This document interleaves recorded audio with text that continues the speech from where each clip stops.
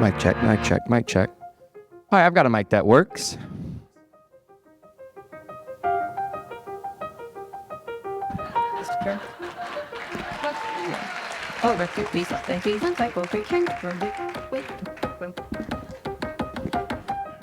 Mic check. Oh, that's a way to get an event planner going, isn't it? Good evening. This is so wonderful to see a full house of loyal Beaverdale Books supporters.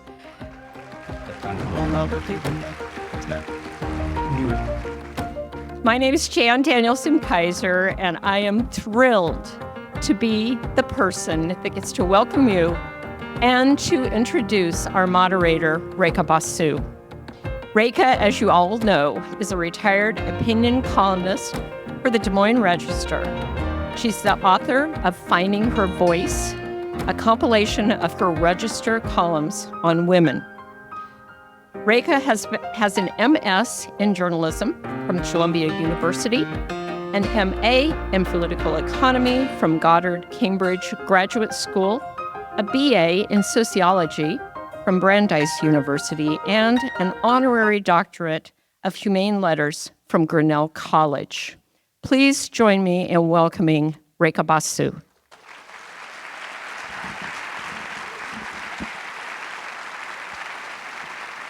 Thank you, Jen. Shall we put it back in? It's wonderful to see so many of you out here. Welcome, everybody. Thank you so much, Jen, for that lovely introduction, and thank you to Beaverdale Books for organizing this wonderful event. We are in for some powerful presentations tonight, and I feel incredibly lucky to be here in the role of moderator. So, without further delay, I invite our next two guests on stage to come and take seats. They're being a little coy. Please come, please come on stage, Caleb, Ta-Nehisi. Yay.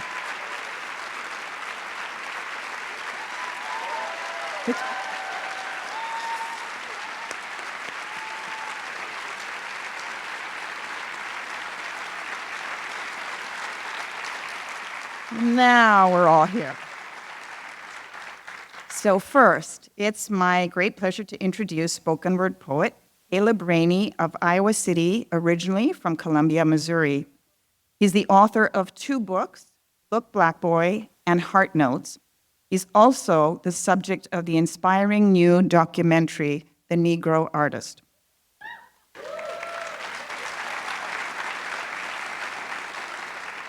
And there's a funny story about how that came into being. So how that movie came to be made is a delightful story of both exceptional talents and landing in the right place inadvertently at the right time. Caleb was, like me, attending the annual Okoboji Writers Retreat in Okoboji, Iowa. That's where I first met him, to perform some of his remarkable work. But he got locked out of his hotel room. So, by happenstance, he landed in a room occupied by Nick Heftman, an Emmy Award-winning journalist and videographer who was here from Los Angeles. And Nick is with us somewhere tonight. There he is. Hey, Nick. They got to talking, and Nick was so inspired by Caleb that he ended up making a film about him and his work. So we all got to see the film premiere at this year's Okoboji Retreat last month, and I was still reeling from the emotional impact of that when Jan Kaiser called about moderating tonight's talk with Ta-Nehisi Coates. Ta-Nehisi, excuse me. And I couldn't imagine a better way to kick off this evening than by having Caleb perform one of his soul-stoking pieces to put us in the mood. I'm sorry, there's my phone here. Ta-Nehisi and I were trying to silence it, but neither one of us could figure out how to do it, so I'll just... Thank you. Just throw it anywhere. This is as good a place as any. All right. He tried. Well, you showed me that you did exactly with it what you did to yours, so watch out. That's going to start beeping. Okay. So Ta-Nehisi is the author of 5 books, one of which, Between the World and Me, won the National Book Award.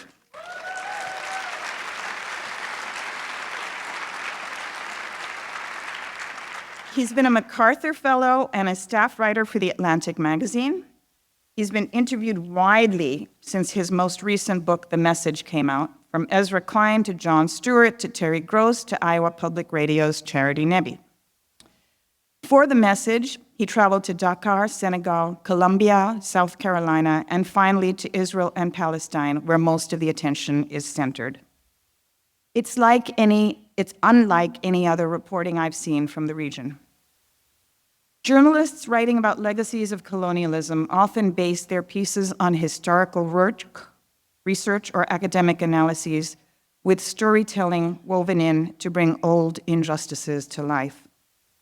It's rare, though, that anyone gets so granular so effectively with the emotional resonance of Ta-Nehisi's first-person account from the occupied territories. His depictions of some of the daily indignities and forms of segregation that he witnessed force reckonings on Israel's current military offensives and compel us to consider our government's role and our own. We are truly lucky to have Ta-Nehisi Coates here tonight to share some of his perspectives.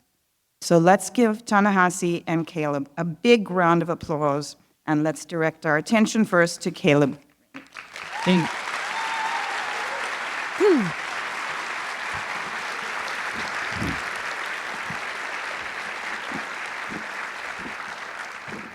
Hello.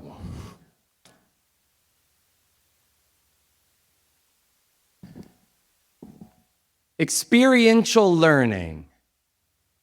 A letter to Mr. Johnson. When I look at the former president and see a white hood, face, using words as weapons and power as a plaything, I think back to 9th grade US government, where I am more concerned about the seat I'll be assigned to sit in, or the girls I'll be assigned to sit by, or the length of the lunch line. You, Mr. Johnson, are dedicated to teaching. So when you see me settled with my collection of colorful pins, filling in the cracks of your lectures with my own creative connections, you can't condone such behavior. So with heavy feet and swift hands, you snatch my paper, crumple it like a candy wrapper, and throw it in the trash. Stunned, I search the faces of my peers for comfort, but only see honor roll students passing notes, some eating sandwiches, others avoiding my eyes. See, you were trying to teach me about government, power, life. Learn to keep my life inside the lines, because you make all the rules and few will stand up to you. But I find home in my next class, in a trombone section, playing a jazz selection when you appear. Make a treaty with my teacher. Move me to detention. Teach me deportation, migration. Learn that home is never my own, just a place for you to point me to. So I spend my time in a silent room, accompanied by outlaws. The company feels familiar. Black and brown faces forced to feel space without sound, without speech. Learn that policy can reach down my throat and hold each note hostage. Learn the value of voice and its vulnerability. See, a guidance counselor tried to save me, said you shouldn't be allowed to target me, said that it's time for you to get arrested, fired, but she couldn't do it on her own.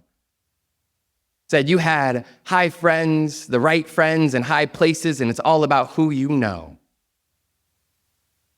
So by the end of the day, you called for a conference. You stood podium poised as my parents and I sat behind a desk. An attempt to get ahead of the truth, your story sounded like a quarter's head, only showing one side and not concerned with truth. You fabricated trouble with my attention, confident I couldn't listen if I was too busy focusing on coloring because my brain would be too busy, and that's not what's best for me. Learn that you know my body better than me. See, I may have only gotten a C- in your class, but I still managed to learn all your lessons.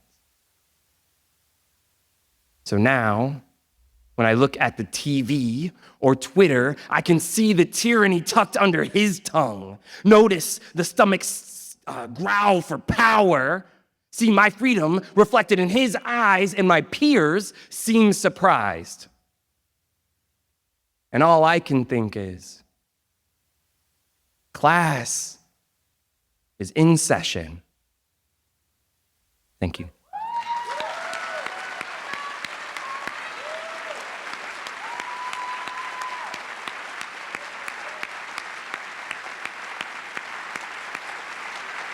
Wow.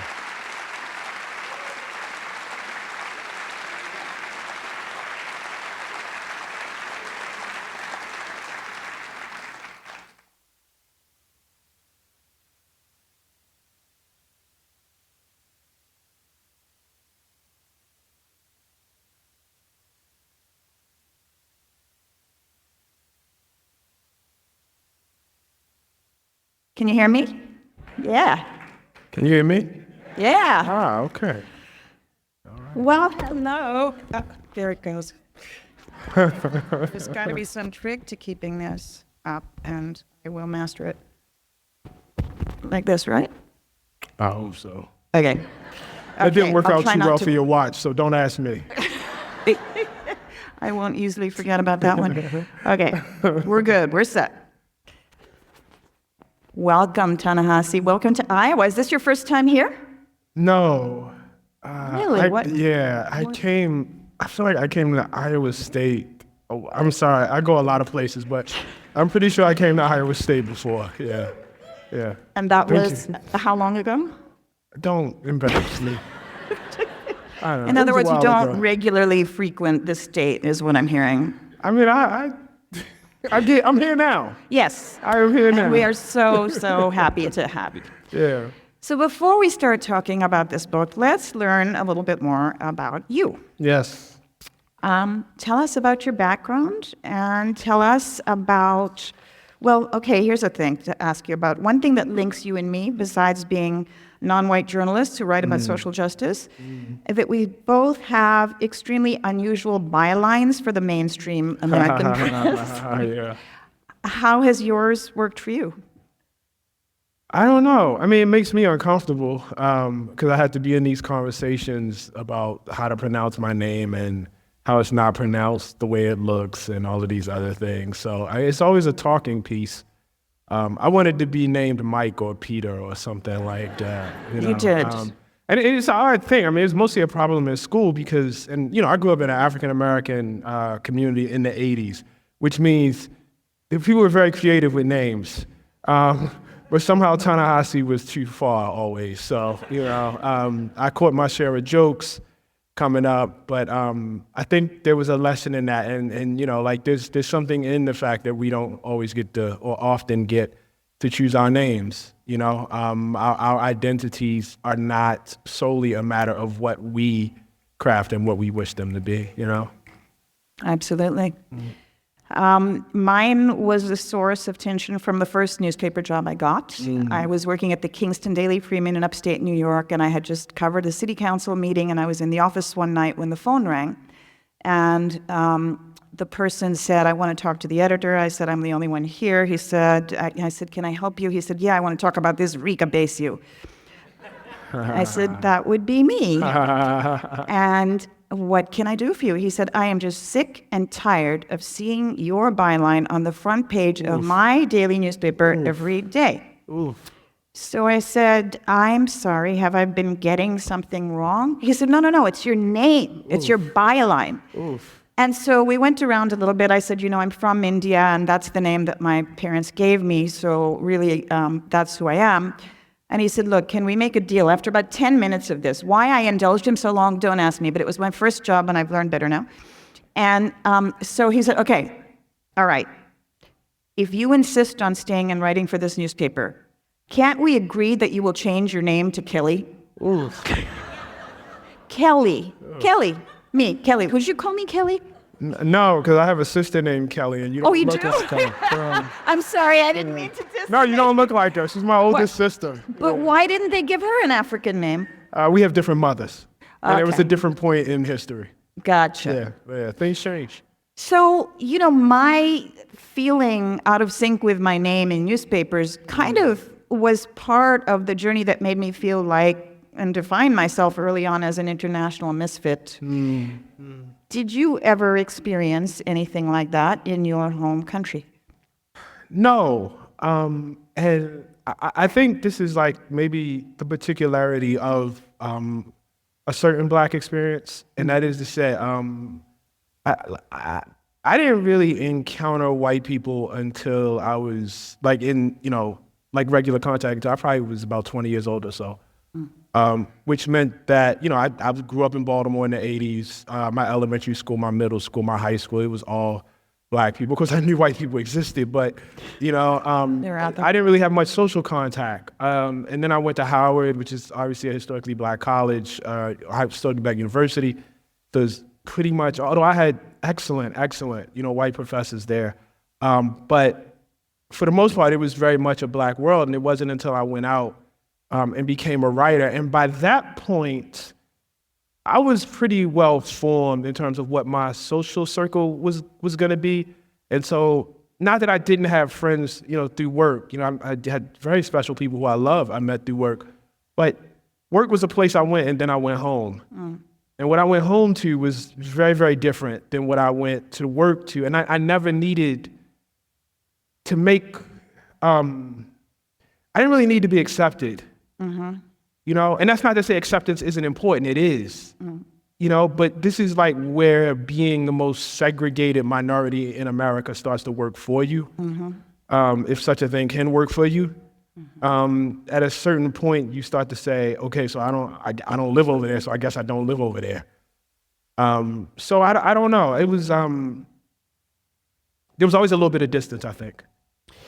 It's interesting. You've been writing about colonialism recently, and you went to Senegal. You've written about colonialism in Africa and elsewhere. And I'm curious as to whether, back in the 70s, when I was getting my master's in political economy, the notion of a Black internal colony in the United States was very big, and someone very dear to me was writing his thesis about it. I wonder if that ever resonated with you? That's such a great question, and you probably will have to ask it of me in another 5 years. Because the message really is like my foray into it intellectually. Obviously there was that kind of vocabulary that I heard when I was in college and when I was a younger person, but I have a language by which I understand things, and I have to see things in specificity and detail to understand why something is appropriate, and why things work. So even using like a term like colonialism, for what I saw in Israel and in the occupied territories, in the West Bank, I had to know a lot more before I was comfortable saying that. I did become comfortable saying it, but I couldn't, I didn't know enough when I went there so I'm early in my journey. So let's talk about that. How was it that you chose these particular regions, Columbia, South Carolina? Yes. And Dakar, Senegal? Yes. And Palestine, Israel, to combine in one book? I imagine you had so much material just from the Palestine trip itself that you could have written an entire book about that. I could have, and at certain points I wanted to. Yeah. I don't know what happened. Well, I had never been to Africa, and I knew I was going to go. And so that became one obvious one. I knew that I would make a Palestine trip at some point. I was very well aware of that. And so that became another one. And then the middle one was because, we ran into this era of book banning. And this woman, Mary Wood, I got in contact with, and she asked me to come down, and that was it. That was it. I had about 3 other ones that I was thinking about in different places that just didn't quite, come together for the book. But these 3 were the ones that I thought most exemplified the themes I was trying to get across, and that being just a conversation around story and how story works in terms of oppression, in terms of liberation, et cetera. Would you want to share with the audience something about the experience in South Carolina and the banning of your book? Because they probably, since they're just getting a copy of your book and it's hot off the press, haven't read it yet. Yeah, I mean, I had this notion. Sorry, I'm filming with this mic to make sure y'all can hear me. I had this. Is that okay? Can you hear? Yeah. Okay. All right. I had this notion that I don't know. I thought it'd be cool to go see your book get banned, like just go. Like to sit there and just watch it happen, and then to write about it, this is what happened when they banned my book, I thought that'd be a cool thing to do. And I always wanted to do it, but I felt like I didn't want to get anybody in trouble. I didn't want to get any teachers or students or principals or librarians in trouble, so I never did it. And then I happened to be in contact with Mary Wood. Sometimes when I hear this happen with teachers, I call them. Just to make sure they're okay and to let them know I see them and appreciate their support and everything.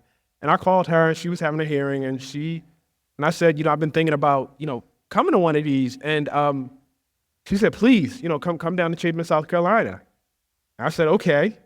And I somehow in my mind thought that I was gonna wear my little t-shirt. It's pictures of this. If you go online, you can Google it. I got my little t-shirt and hat on. And I thought I was gonna slip into the back and just watch. And it didn't quite work like that. Was it a Columbia t-shirt? No. It's just a navy blue t-shirt. And I just tried that. I was going to sit in the corner in the back and just watch, democracy in action. And it didn't quite go like that. There were a number of people who had read my work down there, which was very interesting. And I think even though, we were in the heart of deep red South Carolina, I mean, watching the sheer number of people that stood up for Mary was pretty inspiring. But the end result was? She's still teaching the book. She's still teaching it, but it has been banned, or they backed away from banning it. No, because no. Yeah. Well, I mean that's good. That's good, but the reasons why are not so. Did I cut this off? This thing is making me. Is it making you crazy? Do you want that mic? No, I'm okay. Hold on 1 second. Let's get you that mic. Can you hear me? No, somebody else. Yeah, but it shouldn't have to make you crazy. Just hold this. Wait, it's off. Hello? Is this on? Take this. Just take this. We're not great with technology, as you can see. Sorry, guys. Yeah. No, they. The reason why I was kind of ambivalent about you clapping is the only reason why I didn't get banned is the people that there's a process for banning books, and these people did not go through the process, so it wasn't able to be banned. It's like they filled out the wrong TPS report, you know what I mean? So, I mean, we'll take our victories when we get them, right? It's good, it's okay. It's all right. Okay, so let's talk about the introduction to your book. You wrote something beautiful. You said, we are charged with examining the stories we have been told and how they undergird the policies we have accepted, and then telling new stories ourselves. Given the exhaustive research you did, as I said, you could have devoted an entire story to Palestine, but tell us some of the specific stories that you experienced personally by being there that illustrated for you the nature of oppression and colonialism. In Palestine? In Palestine. Oh, where do I start?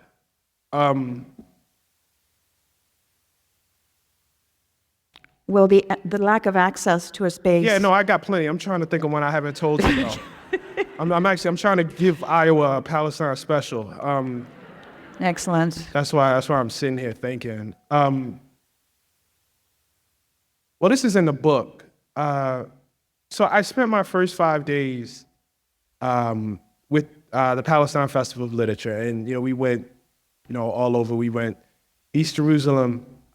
We went into, obviously we saw quite a bit of Ramallah, up to Haifa a little bit, into Hebron, which I've talked to quite a bit about. And then the next 5 days, I was with a group of ex-IDF soldiers. So these were veterans who opposed the occupation of the West Bank and of Gaza. And they took me around to various places. And the first day I was with them,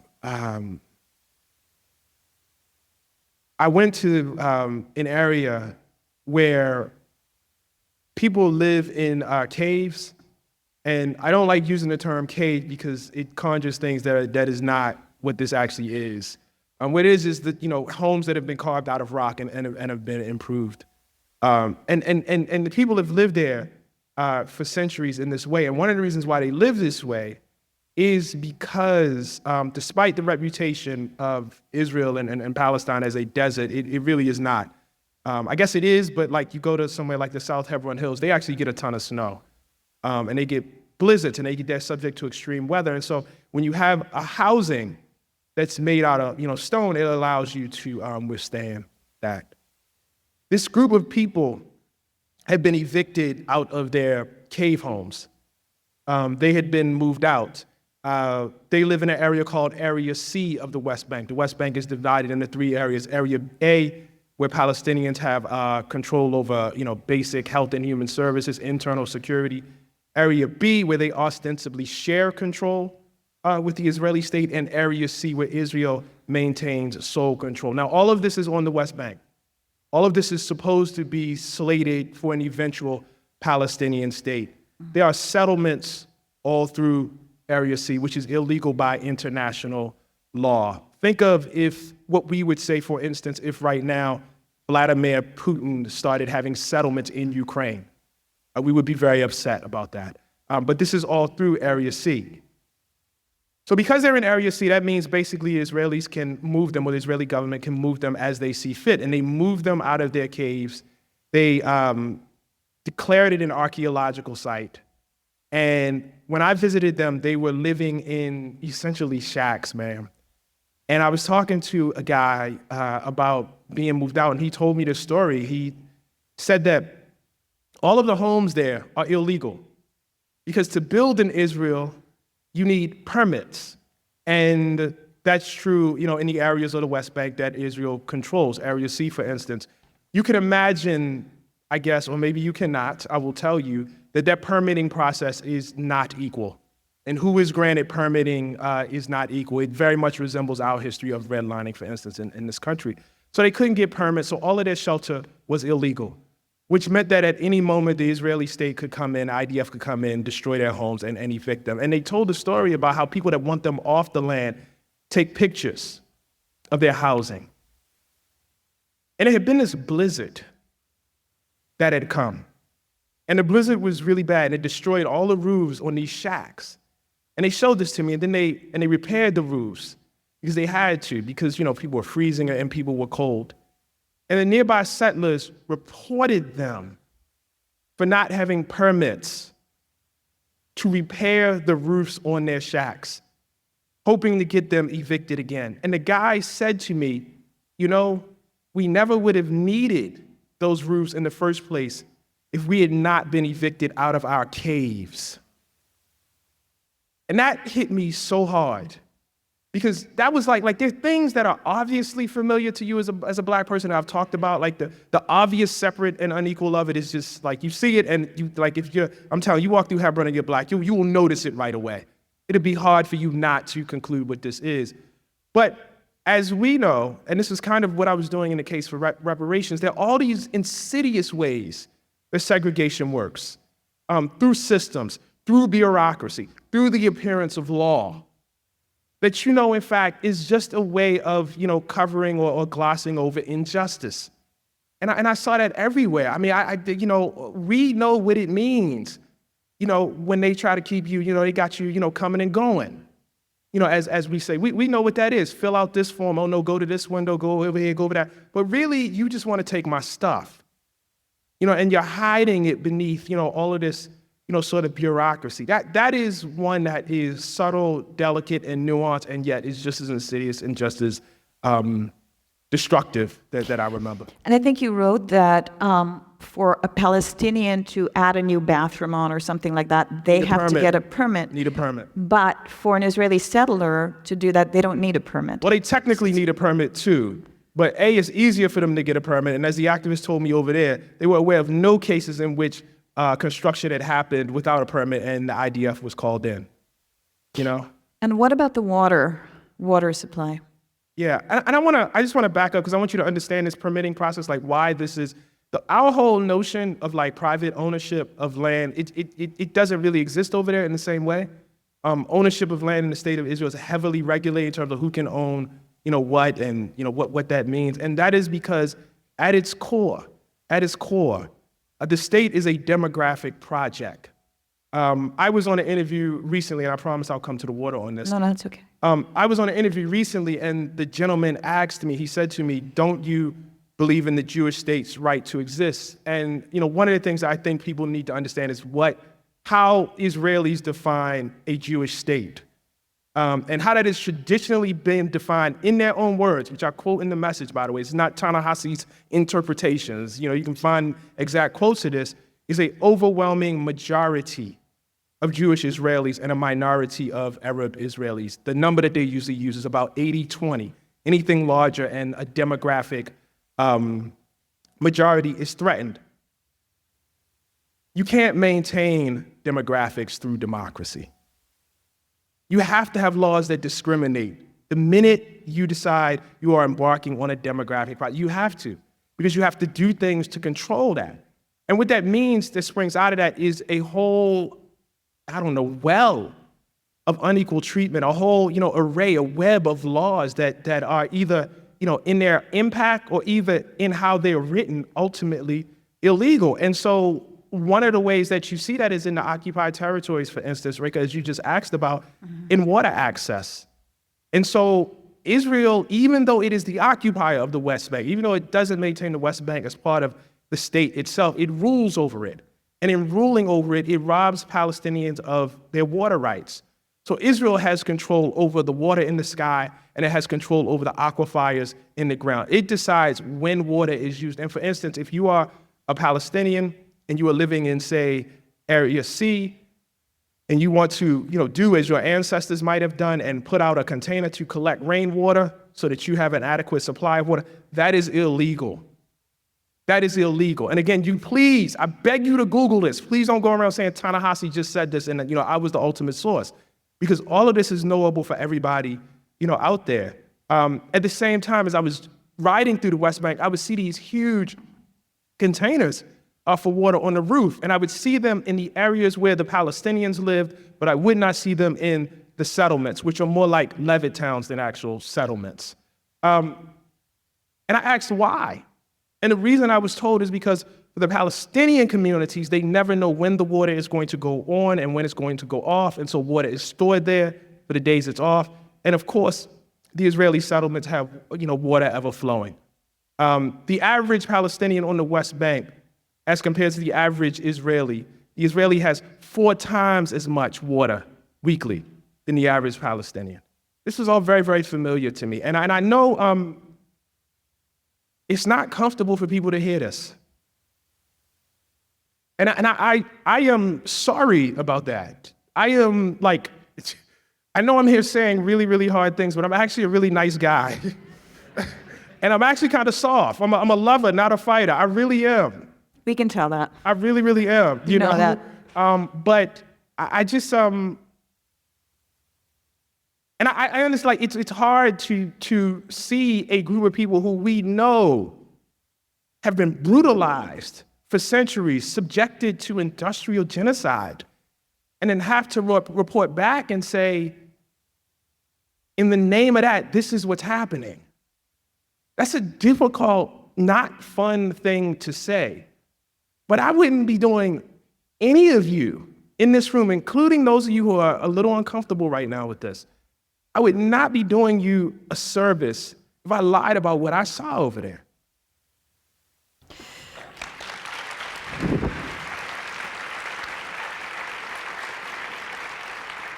What is so astounding to me is that you are sharing facts that no other American journalist has, to my memory shared about what it is like there. What do you think is causing that total blackout of news from there? Why are major news organizations not sending reporters there from the United States to report on this?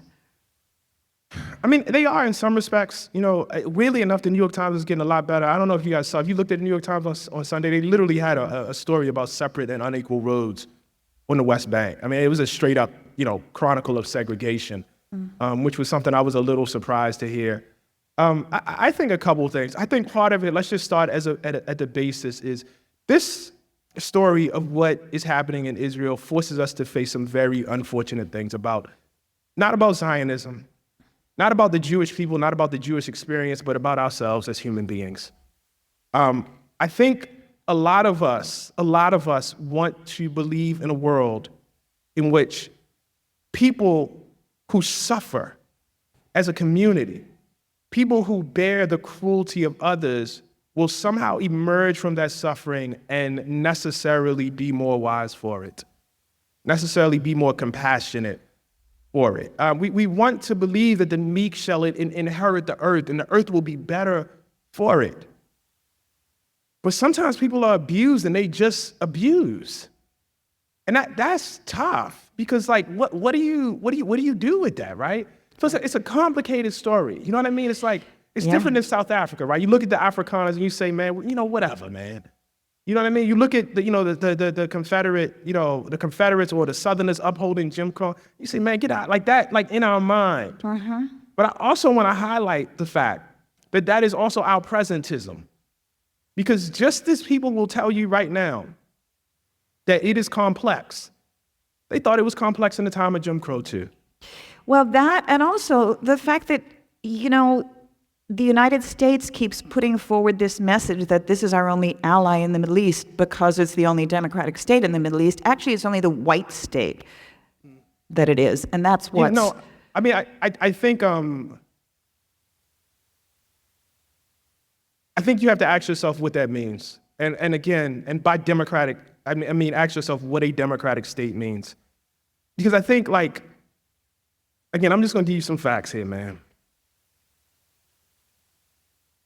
50% of the people that the state of Israel rule over have all the rights in the world, and they have everything that we would associate with democratic rights for people in a state. The other half of the people are always something less. Every single tier of them. Now, there are tiers. Some people have less and less and less. It goes down. You got Palestinian citizens of the state. And below that you have residents of Jerusalem, and then you have the people on the West Bank who are just straight up occupied, and even you have below the West Bank, you have Gaza. So there are levels in terms of danger. But at no point are any of those levels equal to Jewish Israelis, okay? One of the Jewish what, to sorry? Jewish Israelis. Jewish Israelis, they're at the top. Not even Palestinian Israeli citizens. How does that correspond to our notions of democracy? And you may say to me, Ta-Nehisi, what do you mean? You may say to me, listen, they're Palestinian Israelis. Clearly they're, citizens of the state. But see, if I am a Jewish Israeli and I fall in love with somebody here in America, and I decide I want her to move to Israel and for us to have a family together, she can come over there and we can, immediately form a family and she can become a citizen. God forbid I be a Palestinian who is a citizen of the state of Israel, and I fall in love with a woman in Ramallah. Even though Ramallah is just a short drive away, I would have great, great difficulty with that woman becoming a citizen. So I don't have the same rights to form a family as somebody who is a citizen. That is the highest level, and it's already unequal. And so the question I then ask is, if only half the population enjoys the highest form of citizenship, how does that correspond to our notions of democracy? Would that hold true even if the Palestinian were a Christian? Yes. It's a great illusion. It's a great Palestinian Christians are discriminated against too. I interviewed several of them. Yes. Edward Said, for instance, was a Palestinian Christian. Oh yeah, he was actually a family friend. He's a wonderful man. Yeah. I wanted to ask you about the experience when you tried to go into a crossing and you were barred from going, and they asked you about your religion. Can you talk about that a little? Yes, I was in the city of Hebron, and which is deeply, deeply segregated. I mean, just like if you're Palestinian and live there, you can't walk down certain streets that Israeli settlers can walk down, or that I, as an American, can walk down. But even I, as an American, was walking to Patron to just to support a vendor there. And as always, I had to produce my, my passport and everything. And there was a young kid there who couldn't have been any older than 20 years old with a giant gun. And he would not let me pass unless I confessed my religion. And when I said I did not have one, he then, asked what my parents' religion was. And when I said that they weren't religious, he then asked what my grandmother's religion was. And when I finally said she was a Christian, he let me pass. Now, here's the thing. Religious discrimination is bad, period, okay? But that actually wasn't religious discrimination.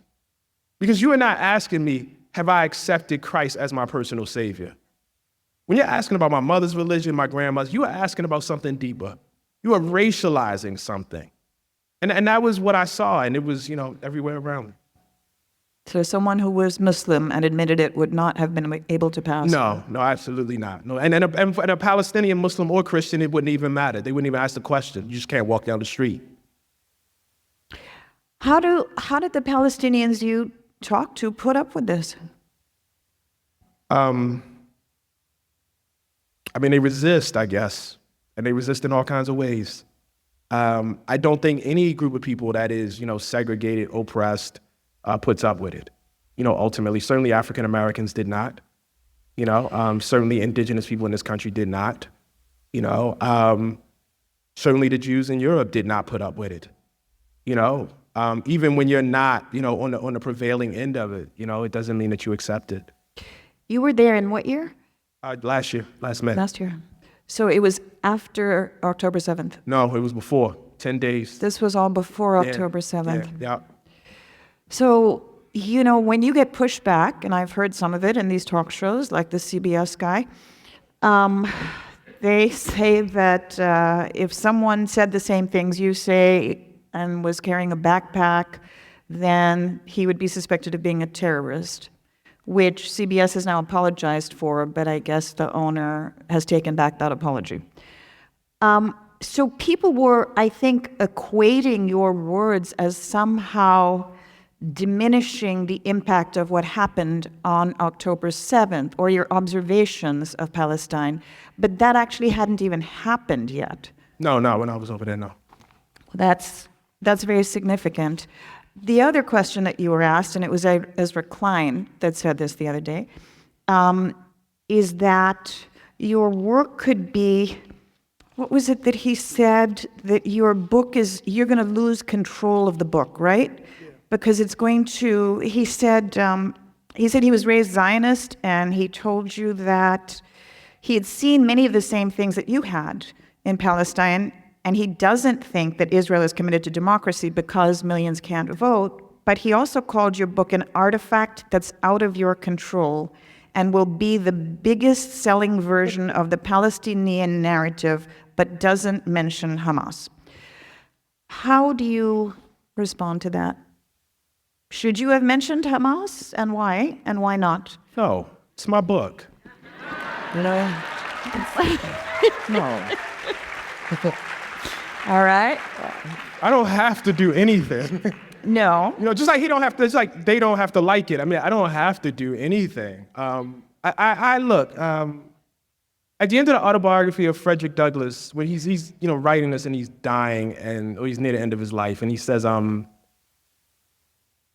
my choice was to tell the story of the slave. The story of the masters has never wanted for narrators.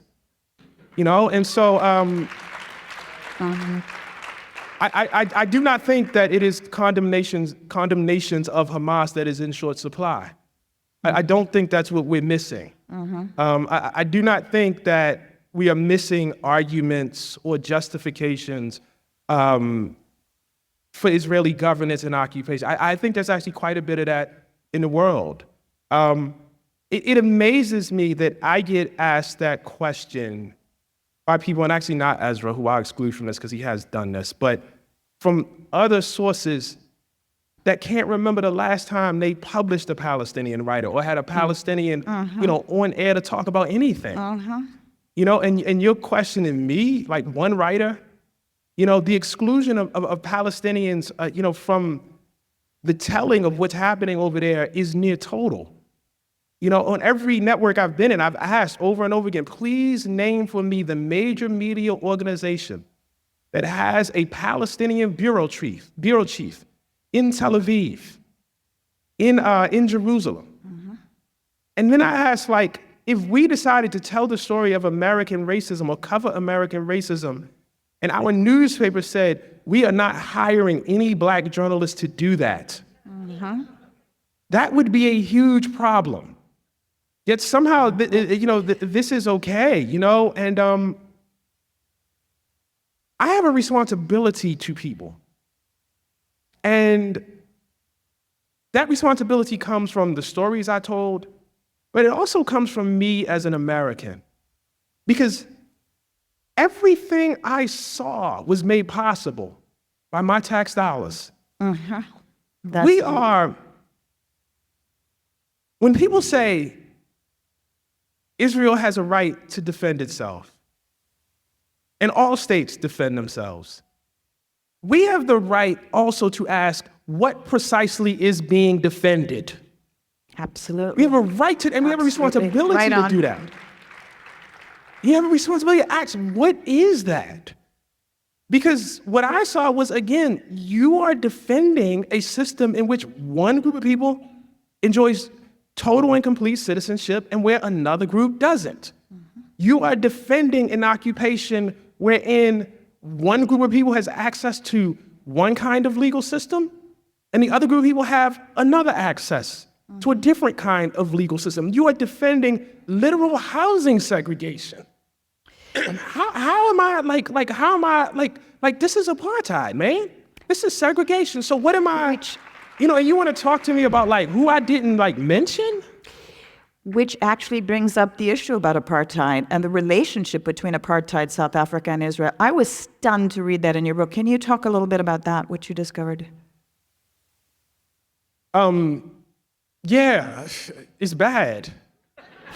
It's bad.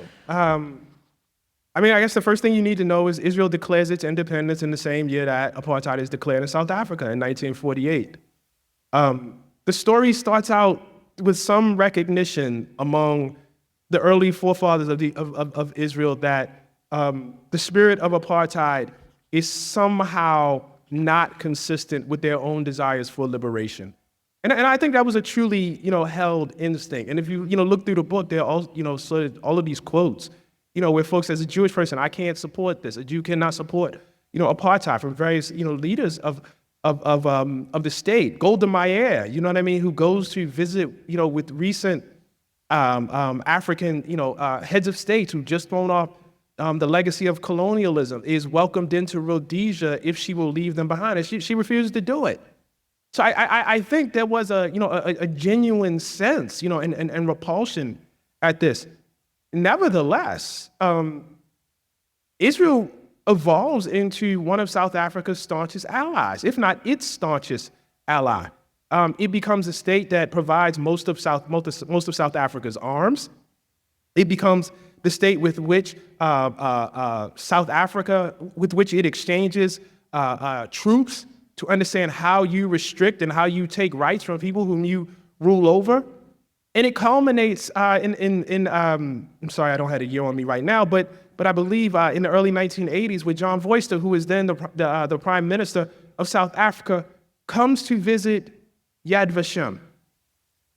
Now, John Voister was essentially a Nazi in South Africa during World War II, okay? And here he is at Yad Vashem, which is the World Remembrance Center for the Holocaust, laying the wreath of apartheid South Africa in honor of the victims of Hitler's systematic white supremacy. And I tell the story of a guy who was a South African Jewish activist who was in Israel and recognized that something has gone wrong here.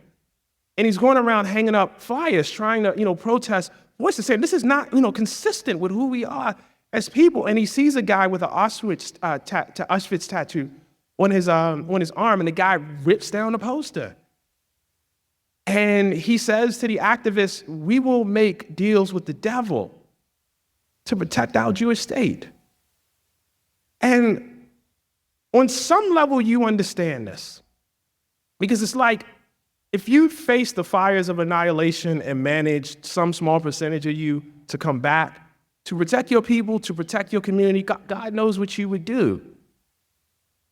But at the same time, as an African American, my greatest fear for us is not that we never throw off the yoke of oppression. My greatest fear is that we do, and we decide that there was nothing wrong with the oppression, save that it was just us who was catching it. I fear that. You know, I fear the conclusion that the only problem with slavery was that black people were the slaves. I deeply, deeply fear that. And this is, by the way, present for us right now, like literally right now. And that was what I saw in the state. It's not what I see every time I talk to a Jewish person. It's not what I see in, all Jewish people, but that's what I saw in the state project. In funneling one's liberation, through a state project. It was very disheartening. Why do you think the United States has just turned the other way, and it doesn't really matter what administration it is, right? They look the other way on these atrocities being committed by Israel towards Palestinians, and nothing happens to change that. Now, with an upcoming election, there is a group of young people who are saying they will not vote for a Democratic ticket because they are so disturbed. And I wonder, what do you say to those people? Vote for Trump? I think previously, there's video spreading online of an attack on Al-Aqsa Hospital. And I haven't seen this, but apparently the image is a guy with an IV in his arm being burnt alive. And I don't need to see it, but I have people and Palestinian and Muslim and Arab American allies and friends I've been talking to all day who are just devastated. I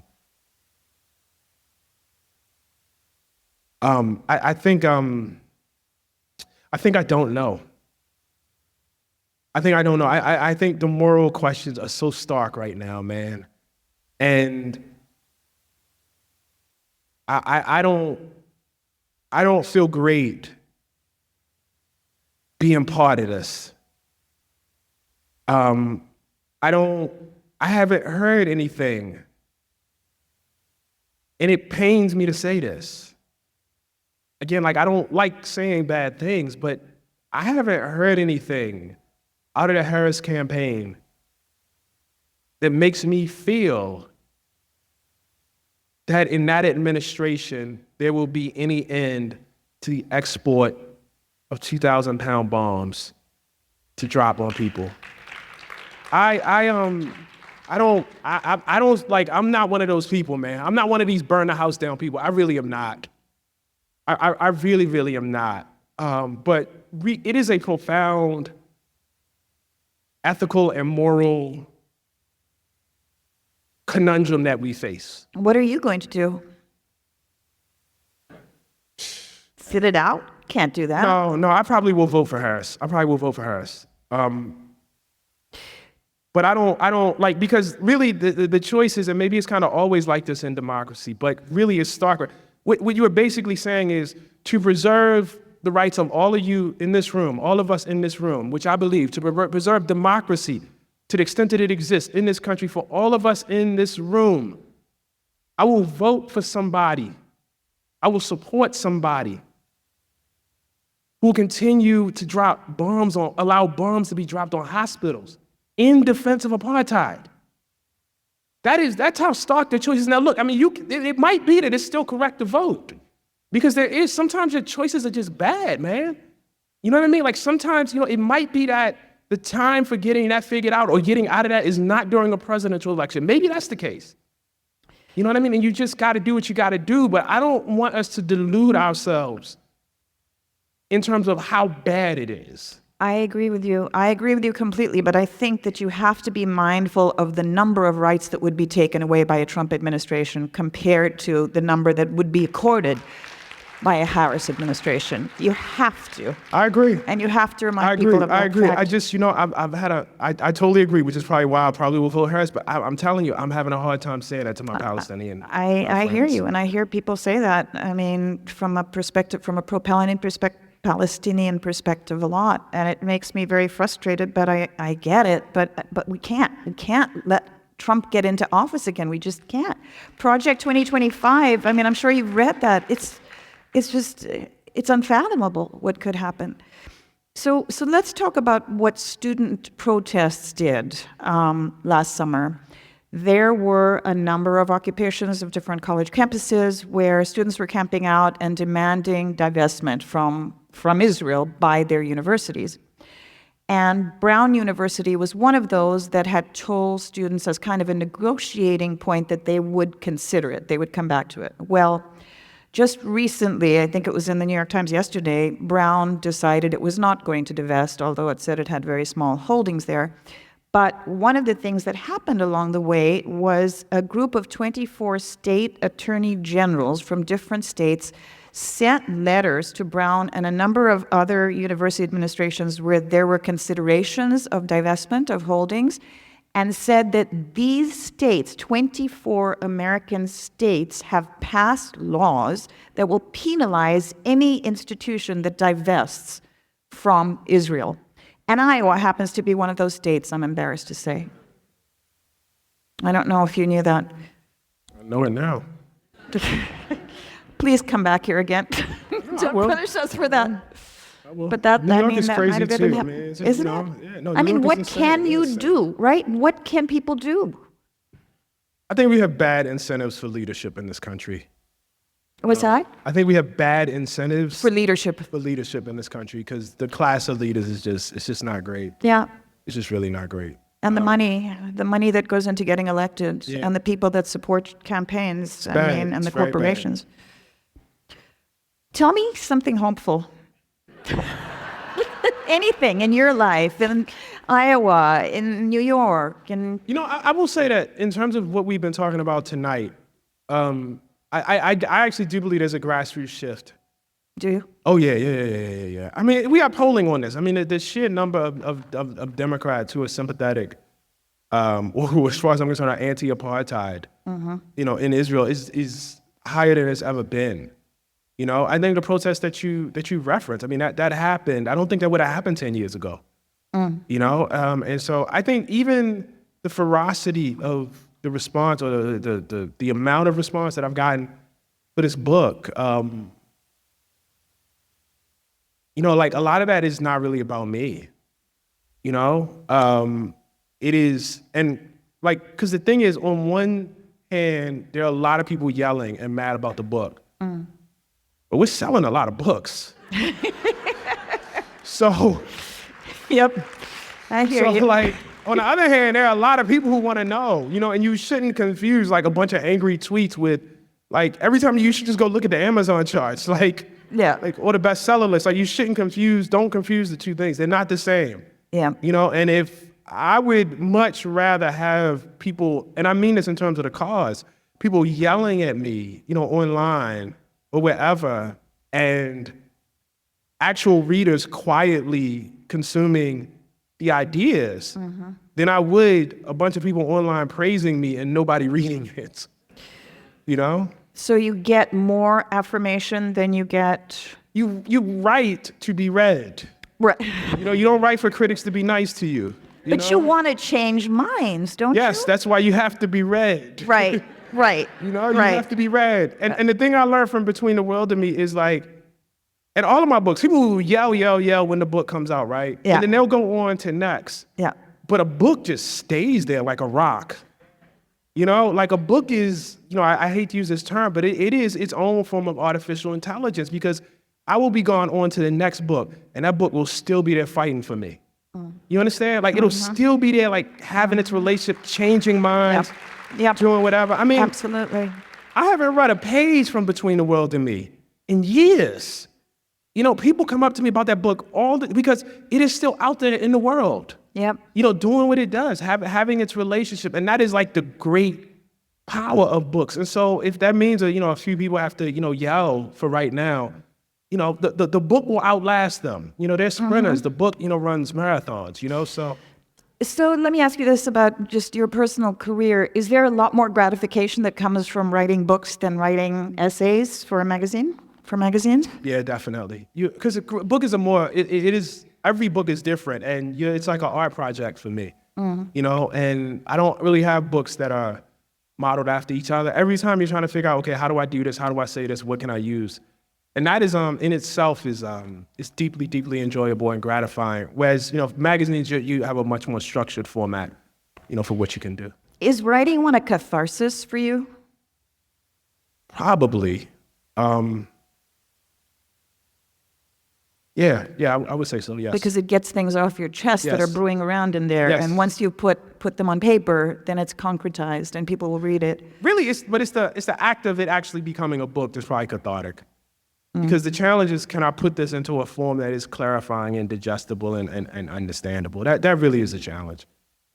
Ta-Nehisi, do you ever feel threatened by mail you get or people who say shit about you online? Not threatened. I get scared like anybody else does, like any human being does. But this is the job. Like I don't know what else. I don't know really what to do about that. Yeah. No, it really. This is the job, and I knew it was gonna happen. When this book came out, I'm not. Nothing is. Well, certain things are surprising. Are you getting more vitriol over this book, and I know it just came out, than other previous books? I am the wrong one to ask because I made a very firm decision not to read and to stay off social media. Good for you. But I get the sense that it's pretty bad. Yeah, well, Like, everybody around me, they had this look that makes me think. I was getting off the airport, and Harry Smith from CBS. yeah, So he's here now. I was getting off the plane, and he said, "Excuse me, you don't know me. I'm Harry Smith." Da da da da. And he said, Nice. "I know you're going through some things right now." Oh my God. And I was like, "Wow, it must be really bad.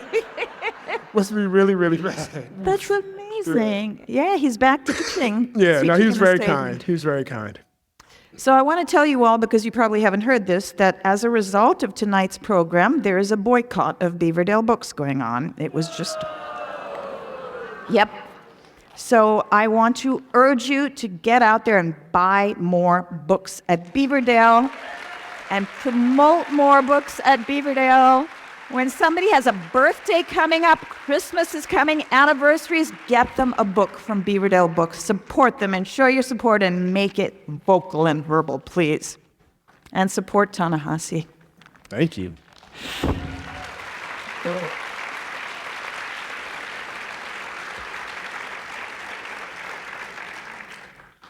So do you feel different challenge when you go to different states talking about your book? Are there different state-by-state climates around it? I mean, I know South Carolina was a deal, but how many other states have you been to where your books have been banned or where there have been real challenges where people are just... I don't know. It's pretty popular right now, banning books.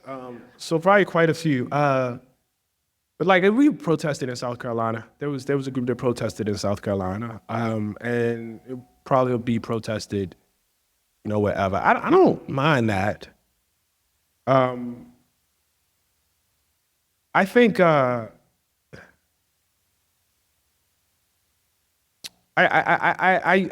spent a lot of time, again, not in a perfunctory way, but really because, to satisfy my own curiosities, I spent a lot of time thinking about the trauma of the Holocaust, and which is within living memory. And I spent a lot of time meditating on that and thinking about that. And I can't say that if I were born with that in my milieu, by which I mean surrounded by people who survived it, the narratives around me, with the stories around me, I don't know who I would be. I don't know who I would be. I also know how difficult it is when you're told that something is a noble endeavor, that it is the kind of, because the way this is told is Holocaust happens, horrible stuff, but at the end of the day, Jewish people got a state, and then, you know what I mean? It's kind of, people like happy stories, Right. and this is kind of a happy story. Yeah. And then somebody comes to you and says, no, it's not a happy story, actually. Not for everyone. Not for everyone. And really, ultimately, actually not for you either. Not even for you. And that is tough to absorb, man. That is, think about like how tough it is for Americans to absorb that, like, and I've spent spent some time obviously making this argument. I think it's true that you really can't conceive of this country without enslavement and genocide, period. End of the day. That's very hard for Americans to accept. It's really hard. And there's no like genocidal trauma on top of that. So now you're asking people to accept a narrative that I think is true, but nonetheless has this extra weight on it. And I can imagine that attends a kind of existential crisis,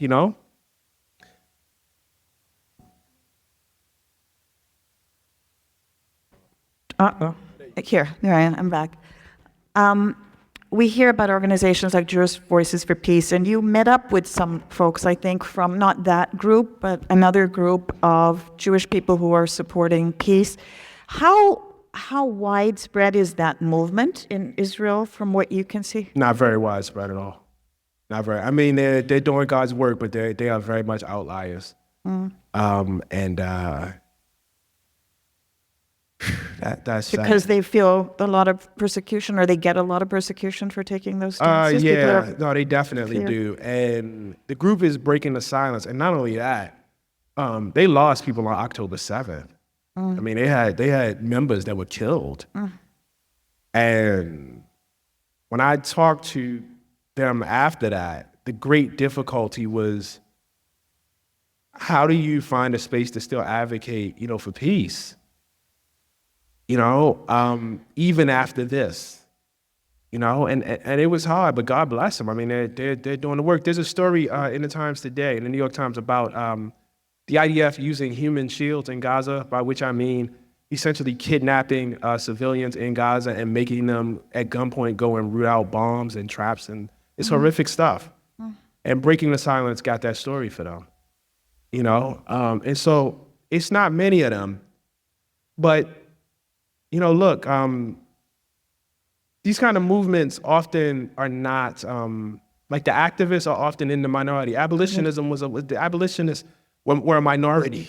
Yeah. Everybody says they're right now, but if you read the stuff at the time, people thought they were crazy, and so while they aren't, particularly widespread, they're doing God's work. Do you think, I'm sure you have to think this, that if more people knew the kind of information that you're bringing back, that their voting habits would be different, that the pressure on politicians would be different, that there would just be more activism in the United States around Israel? I don't think the relationship between the two countries would be the same. I don't. And the reason why I think that is because so much pressure and so much energy is expended in keeping Palestinians out and keeping them from talking and suppressing their voices. And I think that is because what an honest broker has to say is, I am defending discrimination, a two-tiered society, separate and unequal, segregated roads, segregated housing, because it makes me feel safe. That's the honest rendition of the defense argument. But does it make America feel safe? No. No. what's But I our don't think we understand the argument in that way. But if we heard it like that, we would say, I'm not supporting that. We say, I'm not, because for all our problems, I do think on a base level, there's this idea of like fundamental fairness. Right. Even if everything, a lot of things go wrong within that, But this is like this basic ethic that, wait, you got one court system for this guy and another one for that one? Like, what is actually happening here, you know? And I mean it explicitly by law, you have that. Like, what is, I think like, and so I think a lot of energy goes into making sure that only certain stories get told, certain information does not, get out there. I mean, for all of the stuff about that CBS interview, I just want you guys to observe that at no point were the facts of it challenged. Right. Like when I said, apartheid, like the response was not, this is not apartheid. It was that you look like a terrorist. Right, or why is that? Why is that? Like there was no, what I mean? This is not, oh no, it is actually equal. Yep. There was no like sort of factual, because it's not, right? And so what you're then reduced to is basically asking, what have Palestinians done to deserve apartheid? What have what did Hamas do so that Palestinians got segregation? The formulation is something roughly like that. But I don't think people really want to forthrightly ask that question, because I actually believe a critical mass of us believe that apartheid's wrong. That segregation is wrong, period. And nothing, anybody can do will make it right or justified. Yeah.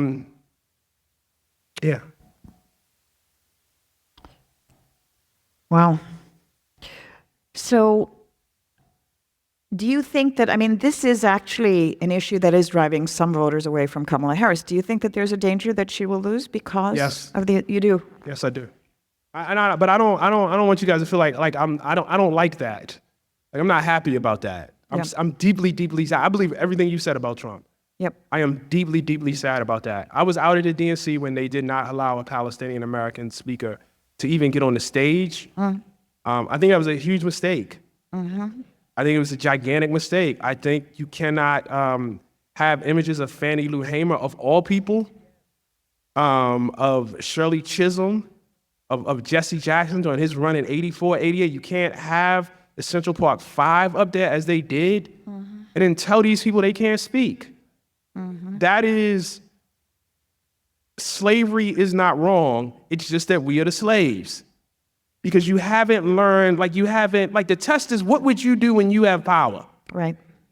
You know what I mean? The test is not, when you're weak. It's when you have power, what do you do? And if you do the same thing that the people that enslaved you did, that the people that excluded you did, that the people that Jim Crowed you did, I don't know who you are then. I don't, what is the moral ethic of your struggle then? Absolutely. And so true. So look, I went to Howard, like Kamala went to Howard. I love Kamala. I loved watching her take Trump apart during the debate. It's deeply pleasurable. Prosecute the case again. Yes, no, I'm not one of these people, man, but there has to be a moral ethic at your core. Is there a chance in your mind that she's just not talking about the issue until maybe she gets in office? So. And then, I really hope so. I think hope not, so though. But I my experience has been that people govern how they campaign. And, the pressures that are keeping her from talking will probably be there when she's governing. And, but then at the same time, that's also up to us, right? Because there are all kinds of pressure, So, because we're getting close to closing time, I want you to talk about the title of your book, The Message. What is the message? What is the message for all of us here? It's always so difficult to come up with titles. It's the most, the worst exercise between me and my editor. Obviously, we wanted something that, resonated in a certain way. And, there's obviously, the Grandmaster Flash the Furious 5 song, and, that resonates. But this is ultimately, at the end of the day, it's a book about writing and a book about storytelling.